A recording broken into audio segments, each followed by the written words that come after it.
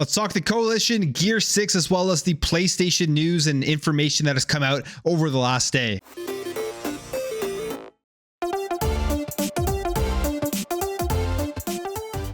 The Coalition, my opinion, is one of Xbox Game Studios' most talented studios based off of the stuff that they have released within the Gears series, Gears 4, 5, Gears Tactics, which is a phenomenal game. I think they do a great job and everything they release is high quality. So we heard some rumors previously that they were working on smaller games. I think there was also a job listing from an employee there that said they were working on a new IP.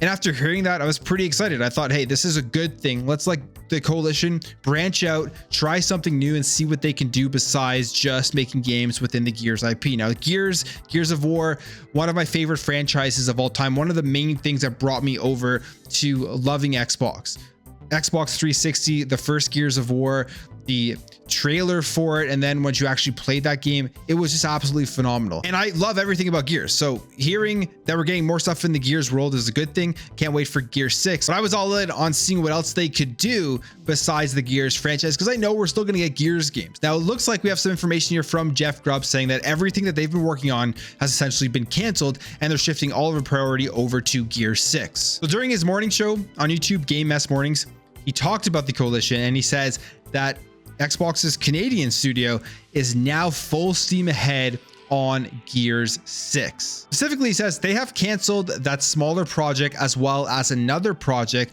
so there have been 2 games canceled there. This was all reflected in the layoffs that happened at Microsoft, which did hit the Coalition a little bit. The studio is now going to move on fully to Gear 6. I say now that it has likely moved on to Gear 6 in full over the course of the last year, but definitely that will be their next game. And to me, that's just unfortunate. Like, it's an unfortunate thing to see, because I would have loved to see what they would be able to do with Unreal Engine 5 with smaller projects. We've seen some of the spin-offs that Xbox Game Studios has been able to bring us with a game like Grounded, with Pentiment that had great reception from all the people that played through it. And you even see a smaller game like Hi-Fi Rush that just came out. Now, of course, this game was in development before Xbox took over, but it was still a smaller game that a bigger studio allowed a team to go and make. And to me, that was an absolutely incredible game. One of my favorite games now that I've ever played. Is up there on top of the list. That's how much I enjoyed it. So seeing what these studios can do when they're given that creative freedom to go off and make their own thing is always something I love to see, and especially because I like indie games as well. That's where you see a lot of the different styles of games that do come out, and I think the Coalition, as a great studio, as a top quality studio, could have done something pretty great here. And the other thing here to me that is frustrating, and I think it could be a little bit concerning when it comes to Xbox Game Studios, is their studio management. We know Matt Booty is the head of Xbox Game Studios, and honestly, from everything that we've been seeing over the last couple of years with 343, and now we're seeing stuff like this, I don't think Matt Booty is doing an adequate job to make sure that these studios are on track and making sure that they are able to get projects done without having to cancel things and then continuously move people around. Because it says here, Grubb claimed the Coalition was at one point working on 2 now canceled projects, in addition to carrying out support on Halo Infinite and working with Epic on the Matrix Awakens Unreal Engine 5 tech demo. So that's a lot of stuff the Coalition was working on. Obviously, there was a lot of wasted time, a lot of wasted resources, and a lot of wasted money, especially with the fact that they were still out there supporting Halo Infinite, and look at where Halo Infinite is in terms of content. So to me, it's just mind-blowing that they had to go ahead and cancel these things. Just screams terrible studio management, and the head of the studios is Matt Booty, so at the end of the day, it's got to fall on him, and then also fall on the management at all of these studios put together. But I mean, they probably have to go and get these things greenlit from the very top. So it's Matt Booty, it's Phil Spencer. They're giving the okay to go work on these smaller projects, and now, after people getting laid off, and after Halo faltering, taking time to work on the Unreal Engine 5 demo, all that type of stuff, they've been told, hey, you can't work on any of those other things. Now you got to put all your efforts into Gear 6. And another thing I think this is a byproduct of is just the entire industry in general. We look at Xbox's last financial earnings and their numbers were down, which I don't think is that concerning considering they didn't have a big first party game, but apparently their Game Pass subscriptions still increased, so people were still jumping in to the Xbox ecosystem, showing that you don't need the massive big first party game in order to get people over onto your console and over onto your system. People still want to play with an Xbox. In fact, they surpassed PlayStation with monthly active users after a year without first-party games. But I think what's happening here is that they didn't want to take any more risks in 2023 to raise any more money on these smaller projects, that in case they didn't take off, they take everything and they put it into a product, an IP that they know will sell well and will do well, which will be Gear 6. Again, unfortunate. We'll see how it turns out. I'm still extremely excited for Gear 6. I think it's going to be an incredible game, especially if it is using Unreal Engine 5, but it's probably a ways out now that they had to cancel a bunch of stuff and then go ahead and put all the resources towards it. All right, let's talk about Sony. Let's talk about their Q3 earnings. They had an incredible Q3, huge numbers. Everything is pretty much up, and they did a great job selling the PlayStation 5. So this is from Tom Warren. It says here that 7.1 million PS5 shipments over the holiday quarter, up a massive 82% year over year. I mean, you could definitely attribute that to supply. The supply is finally at a level now where you can just pretty much go and get a PlayStation 5 pretty easily.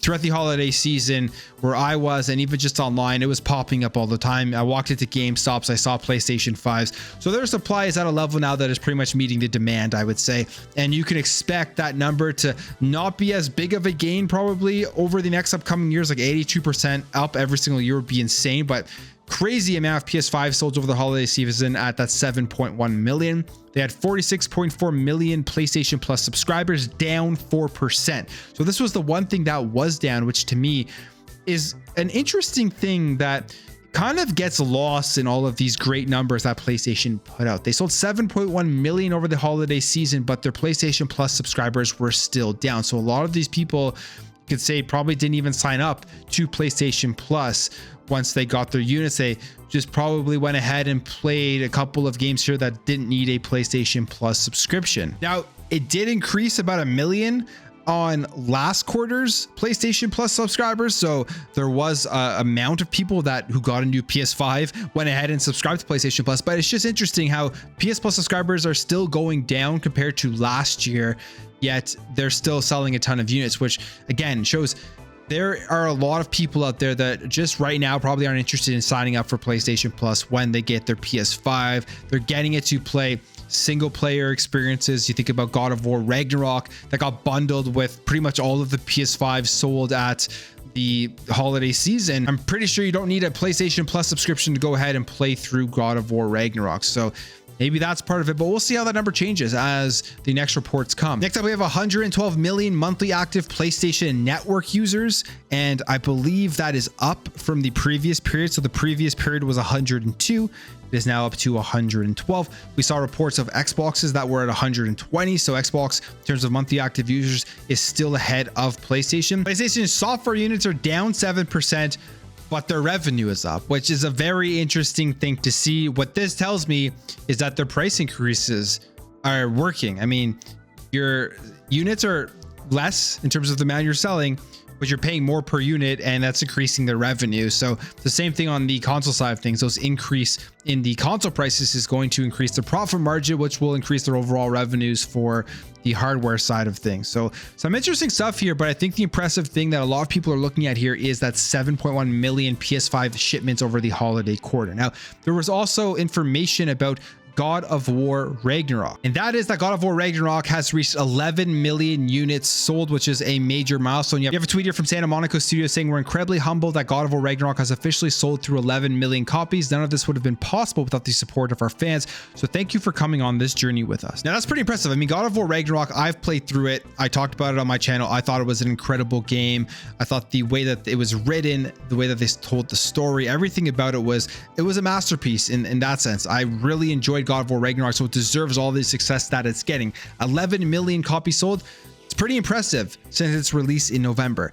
But there is one thing that continuously is getting debated on, and with this number, is that does the fact that they bundled God of War Ragnarok with the majority of the PlayStation 5 sold over the last quarter increase this number? And the answer to that is absolutely. I mean, if there's people debating on social media, especially between Xbox fanboys and PlayStation fanboys saying that the Xbox fanboys are just coping with the fact that they sold 11 million copies, and then the Xbox fanboys are saying that the PlayStation fanboys are not giving the full narrative as what this number means. It doesn't really matter. It's a successful game. It sold 11 million copies, but absolutely bundling the game with the PlayStation 5 and making it virtually the only PlayStation 5 people were getting over the holiday season makes those numbers automatically go up.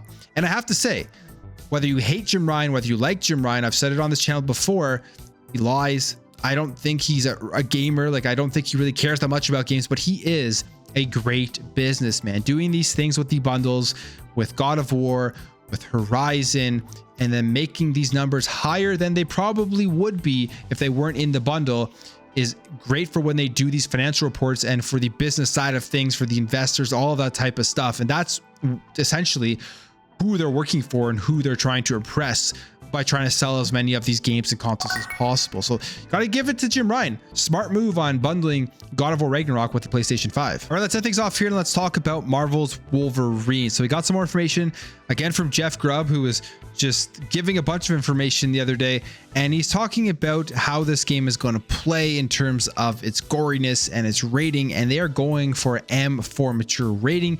It is going to be violent. It's going to feature dismemberment, making it the most violent Marvel title that we've seen in a very long time, which I think is a great thing. If you playing Wolverine, what I wanted from a Wolverine game was an M-rated, mature, violent, just gory game. Like, Wolverine is really all about that at the end of the day, and I didn't want it to be dumbed down a little bit or reduced so that more people could play it so that it had a higher rating. I really wanted this to be a mature game, and it sounds like that's what Insomniac is doing, which is a great thing. In terms of the release date, they are thinking this isn't going to be releasing until fall 2024, but also a great chance that it's going to be pushed all the way to 2025, which brings us back to when they announced this game back in 2021. If you remember that, they showed off this here, which was basically just nothing, just a quick, very small teaser of the game to get people hyped up. And it was something that when I saw it, I'm like, great, Wolverine is coming. It's cool that we're going to be making a new Wolverine game, but this game is going to be years and years away. This is just something to get people excited and hyped up to go out and impulsively buy a PS5 in that moment, which it probably did. People were excited. They saw Wolverine and they went out and looked for a PS5 right away. But this game wasn't even going to be coming out for many, many years, which now we're getting a confirmation here from Jeff Grubb, 2024, probably 2025, before we see anything from Wolverine. But that's it for me, guys. Let me know your thoughts on all this, the Coalition stuff, the PlayStation 5 numbers, and Wolverine. If you enjoyed this video, hit that thumbs up button. If you're new here, hit that subscribe button. Thank you for watching. Thank you for your support, and I'll catch you in the next video.